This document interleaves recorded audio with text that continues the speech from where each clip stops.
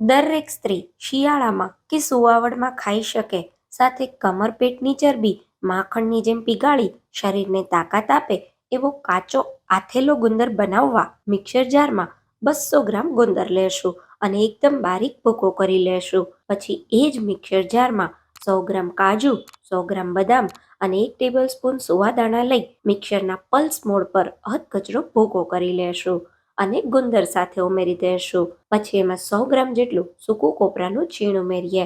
કાચો ગુંદર દાંતમાં બિલકુલ ના ચોંટે એના માટે 2 ટેબલ સ્પૂન જેટલો સાકરનો ભૂકો ઉમેરીશું. સાથે ફ્લેવર માટે 1 ટેબલ સ્પૂન સૂંઠનો પાવડર અને 1 ટેબલ સ્પૂન પીપરી મૂળનો પાવડર ઉમેરી મિક્સ કરીશું.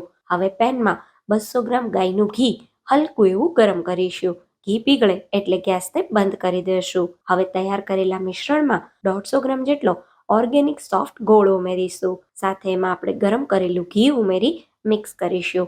હવે તમે આ રીતે બધું મિક્સ કરી નાની નાની સાઈઝના લાડુ બનાવી શકો છો અને દરરોજ એક ખાઈ શકો છો. અત્યારે હું આ કાચા ગુંદરને ડબ્બામાં ભરું છું, તો આ રીતે પ્રેસ કરી આપણે ડબ્બામાં ભરી દઈશું અને ઉપરથી બદામની સ્લીટ સાથે ગાર્નિશ કરી દઈશું.